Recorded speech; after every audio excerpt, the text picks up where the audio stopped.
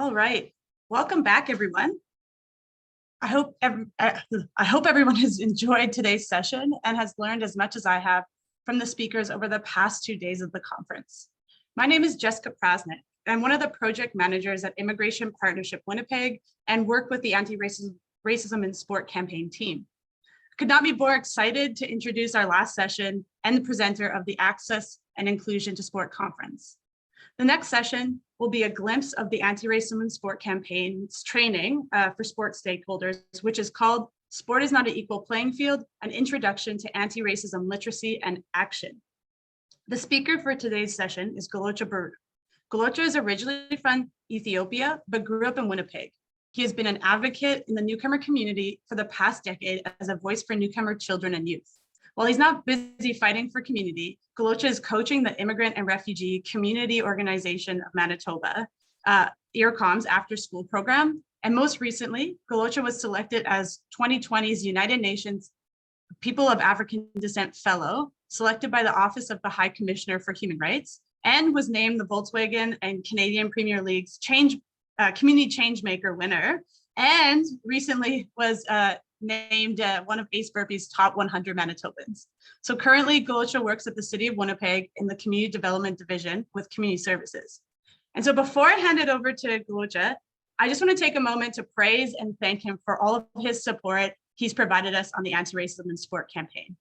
This campaign was developed because of his advocacy, his vision, and expertise, and we could not have made it the strides we have with the campaign without him. And on a personal note, it truly has been an honor to work with him. Golocha has taught me so much about what advocacy, community development, and anti-racism action truly means. So thank you, Golocha, to everything you do every day to make sport a more inclusive space. So over to you, my friend.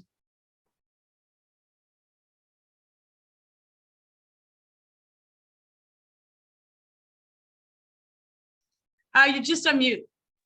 Yeah. Thank you, Jessica, for the kind words, and thank you for having me speak on behalf of the campaign.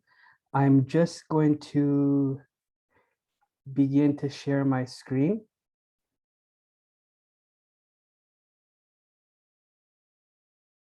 Bear with me. Okay, and just so I know, everyone can see my screen? Yep, we're good. Perfect. So before we go into the training, I think it's important to maybe give those who might not know an understanding of what the Anti-Racism in Sport campaign is. So it's hosted by the Immigration Partnership Winnipeg, and we are seeking to address, disrupt, and eliminate racism and discrimination in sport experienced by First Nation, Métis Nation, Inuit, Black, racialized, and religious minority communities in Winnipeg. The idea behind the campaign originated from experiences of racism and discrimination.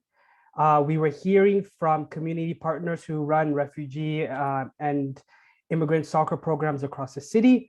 And also after hearing about similar experiences from other community stakeholders working with First Nations, Métis Nation, Inuit, Black, racialized, and religious minority community members engaged in sport, Immigration Partnership Winnipeg decided that a multifaceted campaign was needed to target racism and discrimination within the sports ecosystem.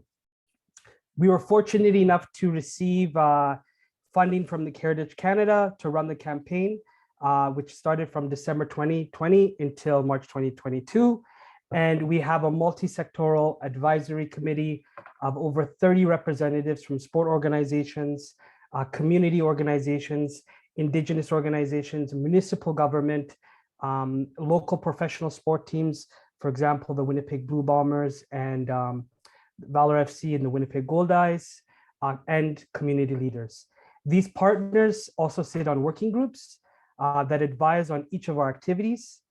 We seek to increase and promote and engage in discussions on anti-racism in sport, about the presence of all levels of racism in sport in Winnipeg and its impacts on people's lives, and to raise awareness, address and eliminate racism and discrimination experienced by those from First Nation, Métis Nation, Black, Inuit, racialized, and religious minority communities.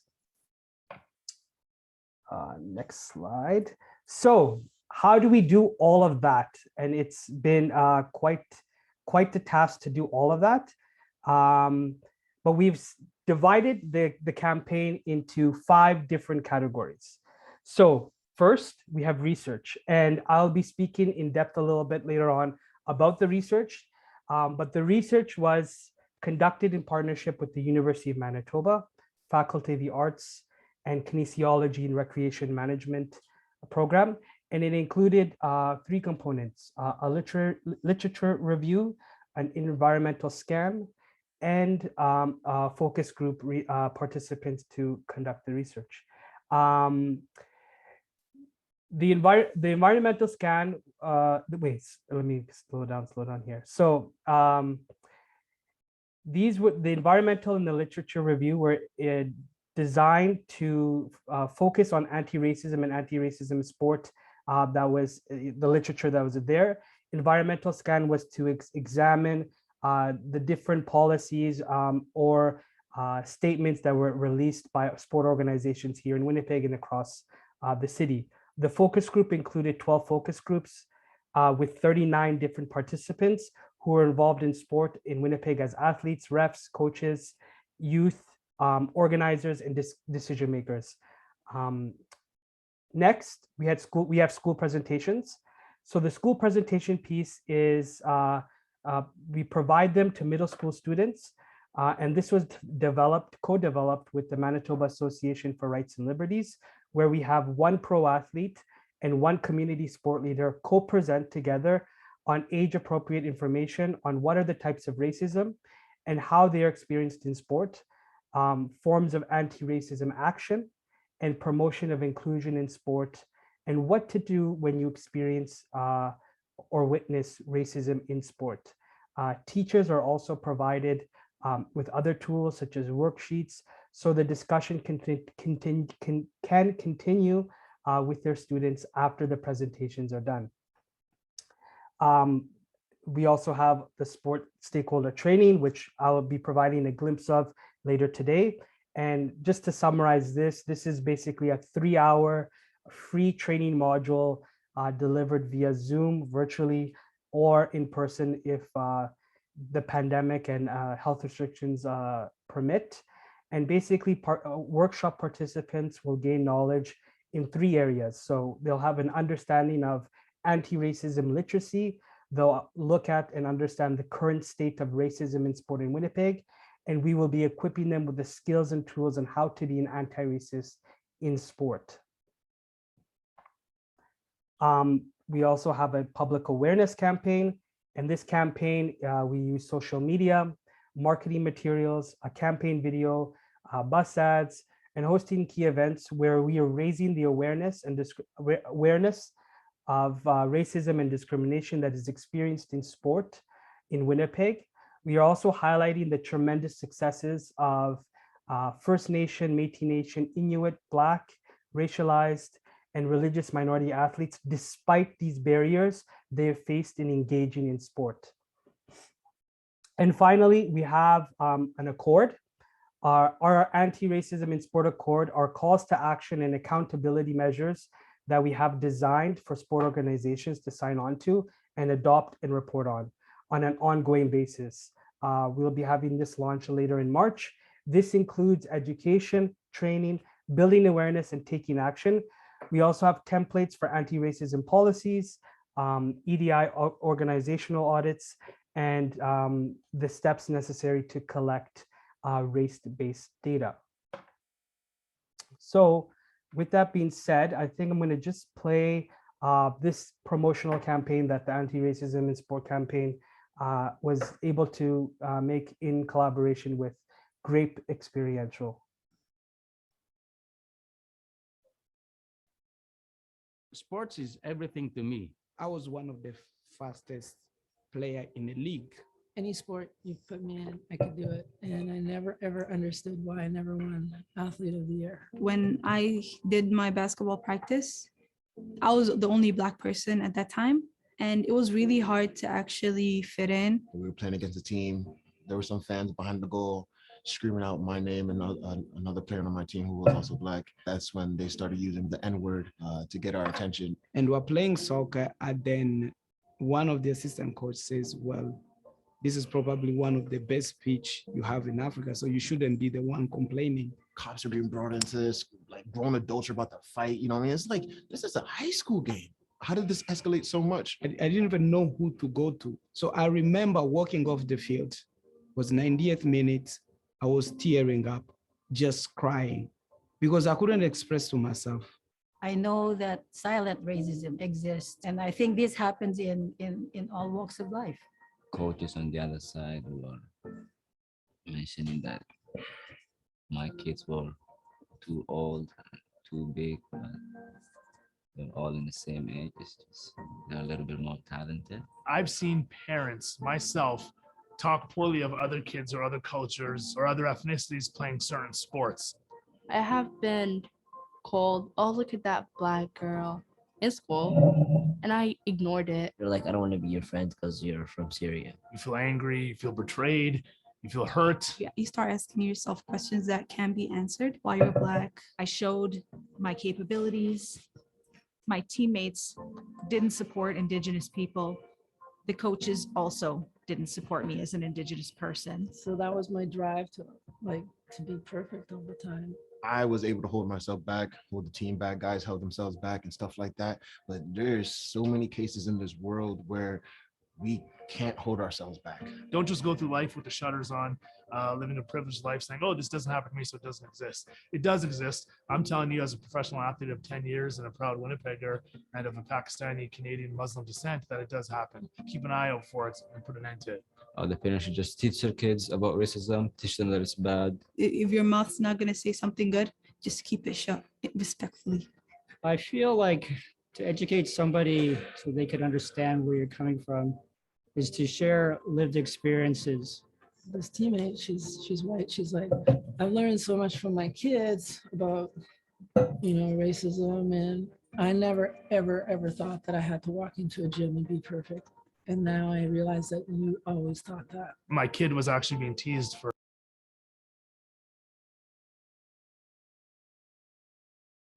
Galocha, can you actually unmute yourself? We can't hear the video now. of apologizing. So the kids themselves have the power to make that change. We have to instill that strength and power within these kids to do that. More voice is much better. To take action. If you're aware and you know about this, don't be silent. Both of you have a heart, then both of you are humans. There's no difference between you two. We need to educate a lot of people. We need more coaches of color. We need to change the game.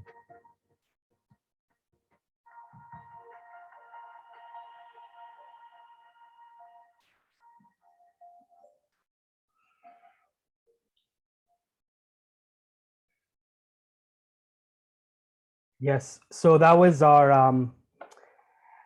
that was the promo campaign video that we were able to create. And I think one of the things that I really appreciate about that video is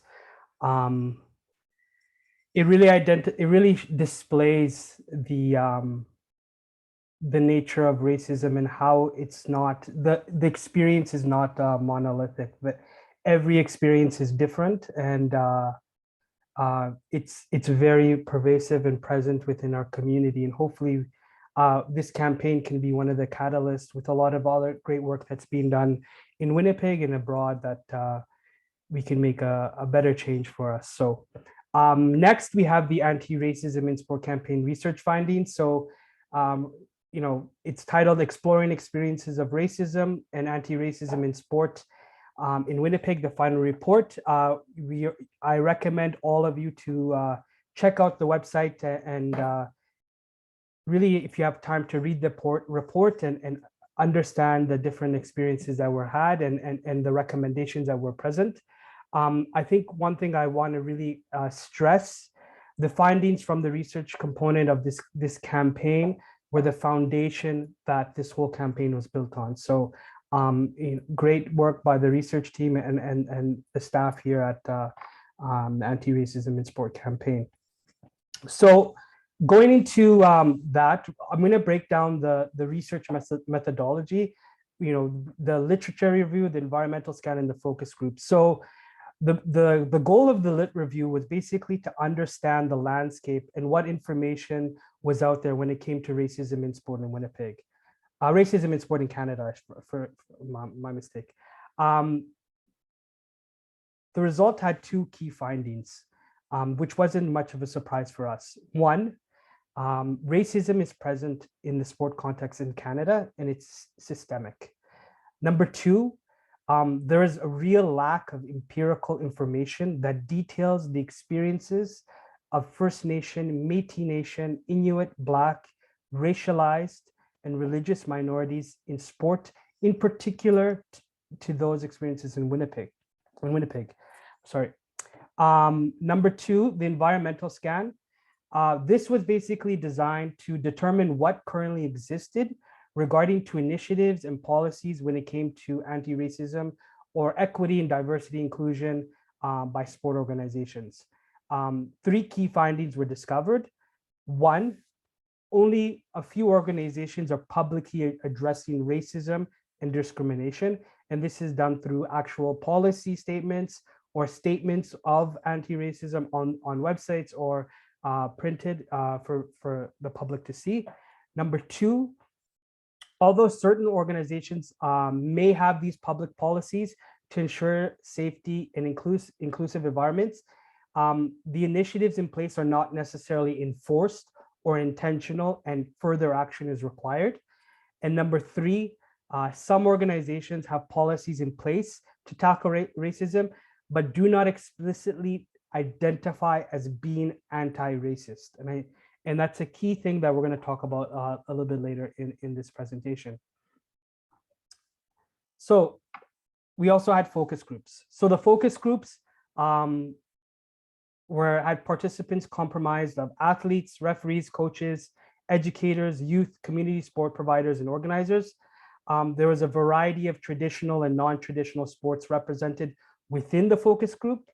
And also participants came from lived and non-lived experiences. And they were asked a number of questions to detail their experiences, be able to define key terms. And I think one of the things that's most important that led to the research findings from the focus group is that we have to not only view these as through an academic lens, but these findings from the focus group are the lived experience of those participants in sport systems in Winnipeg. So the main themes from those research findings, there is racism within the sports system. And this was basically found through three ways. One, there was an exclusion due to a lack of accessibility. Two, there was the broken, unfair, and skewed aspects of a sports system. And this is shown by there's a lack of representation at all levels within organizations. There's a lack of an adequate reporting mechanism. So this talks about if those that bring up instances of racism that they are experienced, there is no real way of dealing with that.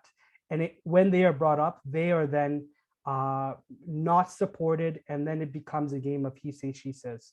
And number three, there are barriers to the participation to access even sport. Number two, in terms of racism through interpersonal actions, the research findings from the focus group talked at length of the different experiences of name calling, racial slurs. One example of even referees sarcastically saying all the names of a team sheet in French due to the team being predominantly from sub-Saharan Africa. These things are quite unsettling. Other experiences through the fans shouting at teams to go back home,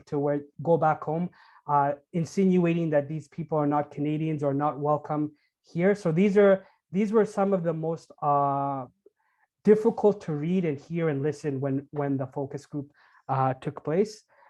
In terms of sport and systemic racism, this really speaks upon the connection between the racism that exists in sport in Winnipeg and the racism that is perpetuated societally in Winnipeg, in Manitoba, and Canada. There is a link, and it's sport is just a mere representation of the society at hand. And we in Winnipeg have a problem with racism. Thus, here within the sports systems across various sports, there is a problem with racism. And finally, the impact of racism on individuals is profound. You have individuals dropping out of sport, the psychological trauma that it can leave, that has left on some of the focus group participants was quite shocking and troubling to hear. And another example is the impact of racism on individuals is not that sport represents a great opportunity of social mobility for some communities, that especially those that come from marginalized backgrounds. And I think that the idea of dropping out of sport is not only you dropping out of just the game that you love in, but it's also the community that comes with it. And what we see is those that have dropped out, there's been stories of individuals, joining the underground economy, lives being lost. So the result is quite grave. So research recommendations, 3 key recommendations. Many individuals were unable to or unaware of key terminology concepts when it came to anti-racism literacy. 2, there was a need to increase awareness, anti-racism awareness. And 3, a real importance on taking action in addressing the structural inequities. So that was a need to actively be anti-racism, focus on policies and barriers and how to reduce barriers that exist currently within the sport ecosystem.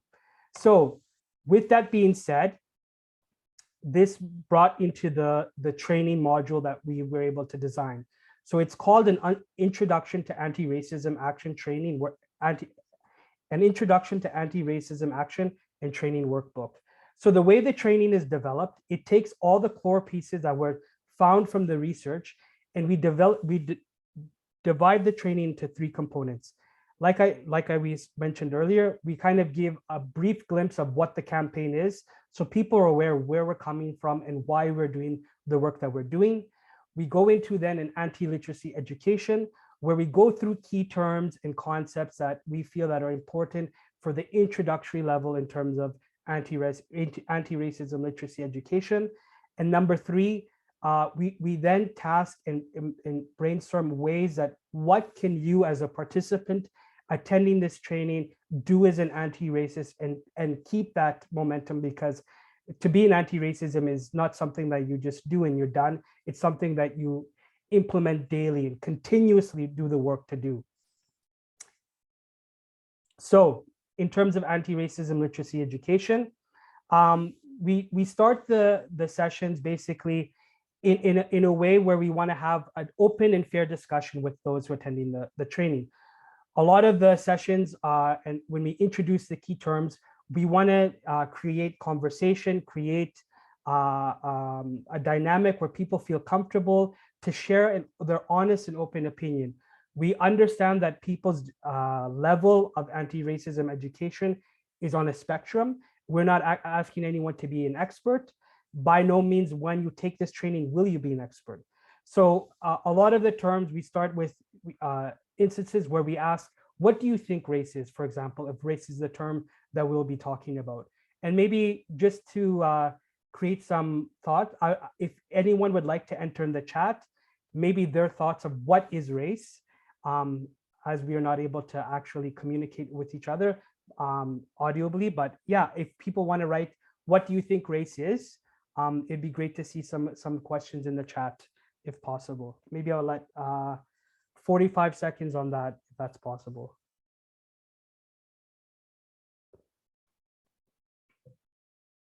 So what are your thoughts when I say race? What are the first things that come to mind?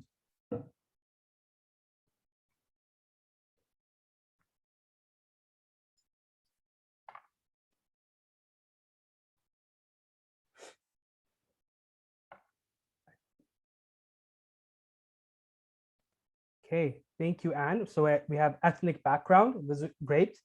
Emily, identify with one's color of the skin. Great. Great answers. Thank you all for sharing. For sure. So I think that's, and this would be exactly what it would be like. It'd be an open, we we talked earlier on about creating a safe space or safer space, and making sure that everyone feels comfortable. While talking about race and racism and anti-racism, these things can be very touchy, and people get very emotional. We're not going to be putting people on the spot. We're not going to be telling people to do something that they feel uncomfortable. If they don't want to share it, it's perfectly fine. So in terms of race, race is basically a socially constructed phenomenon. There's no such thing as race. It was, it's people think it's based on differences of skin, hair, texture, facial features, but really it's just something that was created by human beings to create hierarchy within society. So this is something that we would talk in and delve more into. There's other key terms that we do. We do use audio visual. We rely on videos and then create discussion from there. Another example would be, we have key definitions that I think are quite unique. I haven't seen them before. So for example, we define terms like racism, and racism for us, we define them as racial prejudice plus power. And I think it's important for our people to have that idea and start to think why power is there. So to break it down, we view as racism as, racial prejudice, which is basically a set of discriminatory or derogatory attitudes based on assumptions of perceptions of race, which we kind of already talked about. That doesn't really there's no real base to it. It's just created to create hierarchy in society, and the element of power. And this is where it's really important for us to really understand the idea of racism. Without power, there is no racism. There's racial prejudice, but the power element is really important for us to understand. It's the ability to influence others in addition to having access to resources, access to decision makers, to get what you want done, and the ability to define reality for yourself and others. And for us, I think it's throughout the research that we've done and the experiences that we hear, not only within the sports system. If we don't look at racism objectively through this power lens, we are not really understanding the full scope of what racism is. So another example of terms and discussions that we have within the training module that is available for anyone to register. So one of the unique things, and one of the things that we have as well throughout the training, is quotes. And this above quote is from a focus group participant of the research project, but it's not from the individual who actually provided this quote. It's a dramatization to kind of really hit home and to make individuals really know what the stories and the experiences those are experiencing today, to this day, and will experience in the future if we really don't do anything about it in terms of racism. So I'll play the audio twice, and then I'll let you all think about it. And I want everyone here to think about what they're hearing regarding to the audio. Michael and I have been coaching for a while. He used to be a player that I coach even, and we have had referees, league administrator call our players animals. We have had them physically attack us, tell us to go back on a boat. Our girls' team were hypersexualized. They were asked all to remove their headscarf and hijab during the month of Ramadan, and even not accommodating a request for just a pause break for the people that are fasting. The things that the fans have said to us, because our parents don't come to watch us play, fans that have made a monkey noises, throw bananas, and these are all the things that we reported and nothing has been done.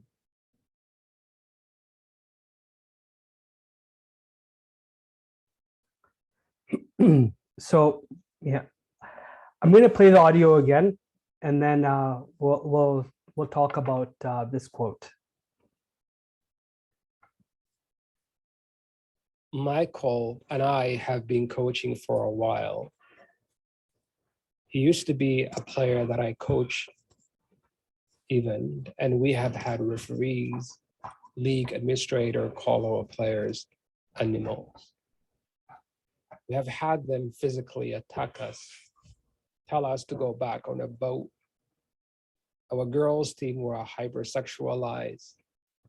They were asked all to remove their headscarf and hijab during the month of Ramadan, and even not accommodating a request for just a pause break for the people that are fasting. The things that the fans have said to us, because our parents don't come to watch us play, fans that have made a monkey noises, throw bananas, and these are all the things that we reported and nothing has been done. So this was in a quote, like I said, from the research project, from the focus group. And for many, it's quite abhorrent and disgusting, and of the experiences that this individual speaks of. And I think for us, we've added with this training, we have an accompanying training workbook. And within it, throughout the presentation, and we have about 4 or 5 quotes throughout the whole 3-hour training module. And we ask our participants to really self-reflect. And within it, for example, for this quote, which is the second quote within the training workbook, we ask the question, why do you think nothing has been done? And the reason why we have this workbook, and I think it's very important for all participants to really understand and to really think about and feel and get sick about when it comes to these experiences of racism in sport in Winnipeg. Because for a lot of time, when we see and hear things that happen in Europe or in Quebec, it kind of distances us away from the reality that is in our own backyard. And I think for a lot of individuals, people cannot imagine that this is happening in Winnipeg. And I ask, if you would like to put in the chat, it's great. If not, I ask you all to think about what you just heard and ask, why do you think nothing has been done in terms of the experiences by this individual? He's had young girls, hypersexualized. Referees asked to have their headscarves and hijabs removed. The refusal for accommodating a request for a break for fasting. His team have monkey noises and bananas thrown at them. And they explained to the point that these are things that they were reported to their league, to their provincial sport organization, and nothing has been done. So I ask all of you to think and reflect, why do you think nothing has been done?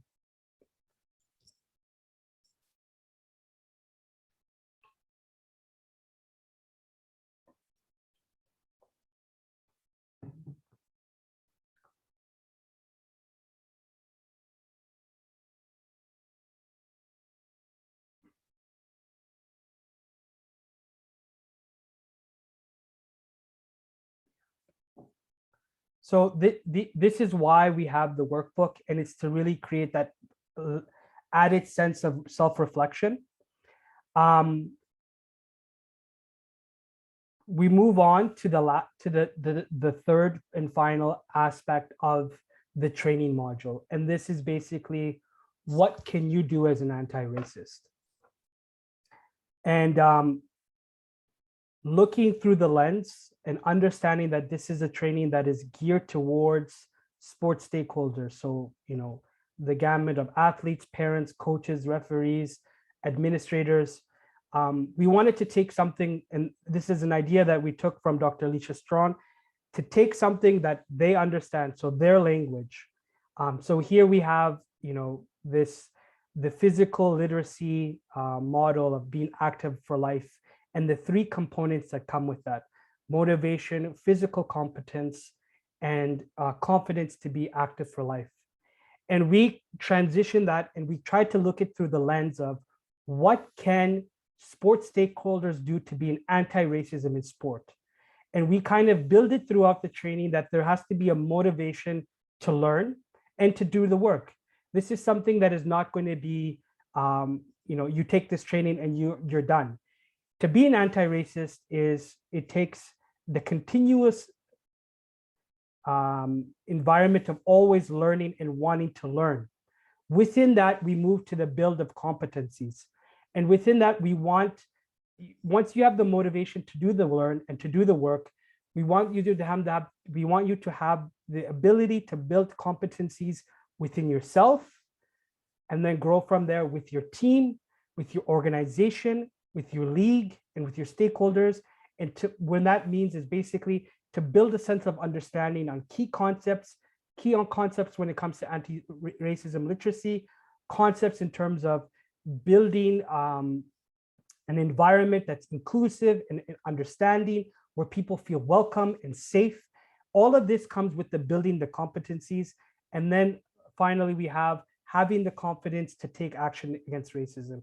And one of the key things, and I hope you all can see in the corner there, it says in small letters, please don't be afraid to make mistakes. By no means are we all going to be doing this work and going to be 100% right all the time. We are all on different spaces within the spectrum of our learning when it comes to anti-racism. We all make mistakes. It's human nature. But by no means having the confidence to take action against racism, you might have mistakes going there, but then you just go back and do the motivation to learn. Learn from your mistakes, to do the work to do better. And then from there, you build the competencies. So this is our kind of we don't have a name for it, but it's this model that we want all of our participants to take away and to have that understanding after they take this training, what it really comes about to when it comes to being an anti-racism in sport.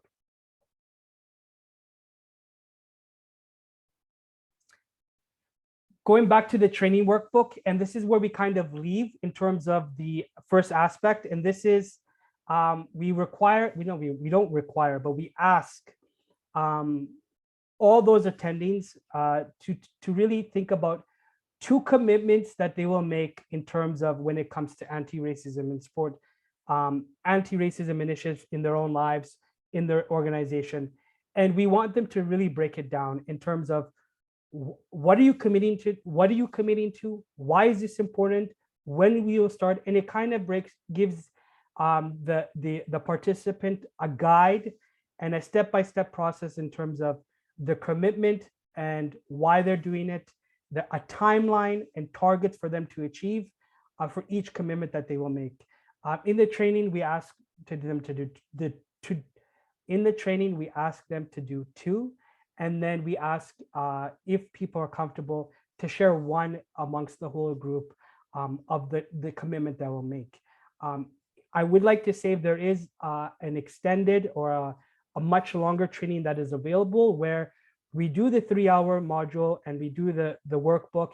And then from there, we work with those attendings, if it's a sport organization, to really break down and go into some of the accord pieces of an anti-racism policy template that we've been able to design, and then go through them and work with them together in terms of developing that and what that looks like. So there is that other option, but that's the training workbook.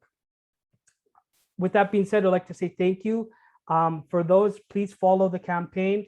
If you're interested in possibly taking the training, I ask you all to go to the Anti-Racism in Sport.ca website, click on the training. There's a Google form. There's a set of dates that are available. Quickly, the registrations are rising, and we are eager to give it out and present it to as many people as possible. But with that being said, thank you all for attending the conference and this presentation and all the presenters before. That's it. Everyone have a great Saturday, I guess.